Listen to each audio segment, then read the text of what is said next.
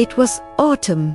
In New York City, the leaves painted the sidewalks in shades of gold and amber, and the air carried the crispness of change. For Emma, autumn was always her favorite season, not just because of the beauty, but because it reminded her of beginnings. Emma was a writer, though not yet a successful one. She worked in a bookstore to pay the bills, spending her evenings scribbling poems and stories in worn-out journals. She had always believed love would arrive like lightning, sudden, powerful, undeniable.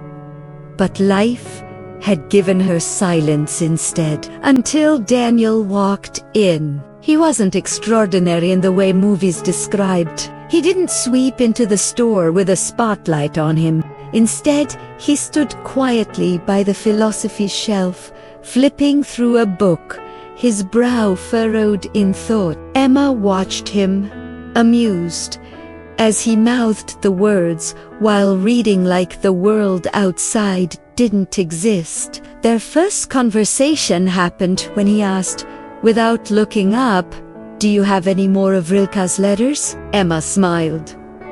"You just picked my favorite book. I could quote you half of it." That day, they talked about books. But over the weeks, they talked about everything: dreams, fears, regrets, and the strange beauty of the ordinary. Slowly, their connection deepened, not with fireworks, but with warmth, the kind that seeps into your soul quietly, like sunlight through a window. Daniel was a painter.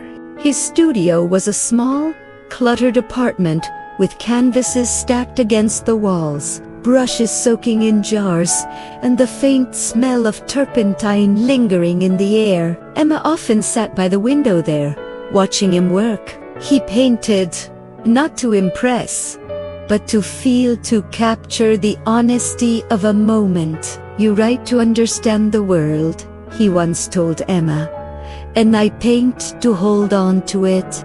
Their love grew in the spaces between art and silence. Sunday mornings with coffee and half-read newspapers. Rainy evenings with music humming in the background while Emma read aloud and Daniel painted. They weren't perfect. They argued about little things, like forgotten calls or missed trains, but the imperfections only made it real. And yet, beneath it all, Emma carried a fear. Daniel was passionate, but restless.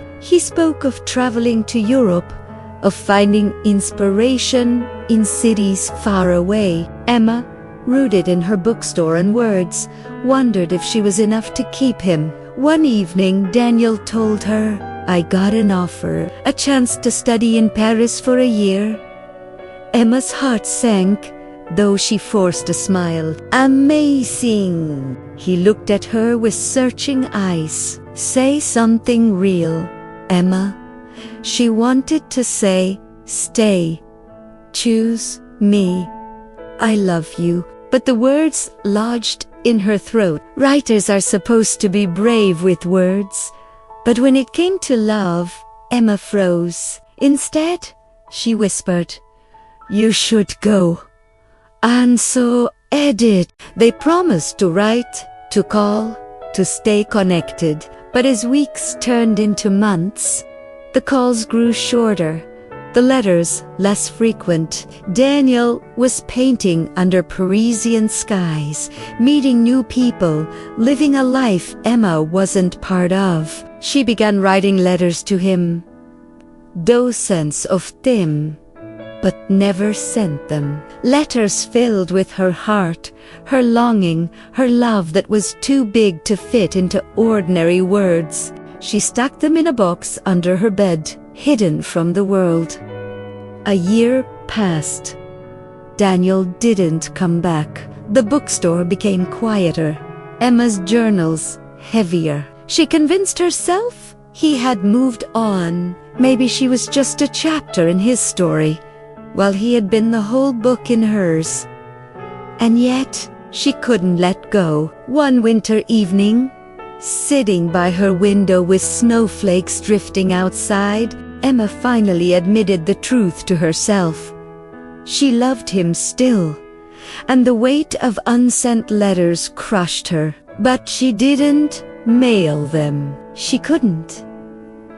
2 years later, on a spring morning, the bell of the bookstore rang. Emma looked up and froze. Daniel stood there, older, leaner, but with the same searching eyes. "Emma," he said softly. Her heart raced. "Daniel?" He smiled faintly. "I came back." The world spun and steadied at once. They talked awkward at first, then with the ease of old times. Daniel told her about Paris, about how success never felt whole without someone to share it with. "I wrote you letters," he admitted, his voice breaking. "Hundreds of them. But I never sent them. I thought you'd moved on." Emma stared at him, stunned. Then, without a word, she walked upstairs, fetched the wooden box from under her bed, and placed it in his hands. "These are mine," she whispered. "Letters I never sent." Daniel opened the box, eyes wide, and for a moment, silence filled the room. Then tears spilled down his cheeks. "You loved me all this time?" he asked. Emma nodded, tears shining. "Always. Always." And for the first time, words weren't needed. Love had returned not with lightning, but with the quiet power of two hearts that had always been beating for each other. They didn't need to promise forever, because they already knew. Sometimes the letters you never send still find their way home. True love is not lost by distance or silence. If it is reunited, it endures, and it always finds its way back. This is HeartTalk. If this story touched your heart, don't forget to like, share, and subscribe for more beautiful love stories that speak to the soul.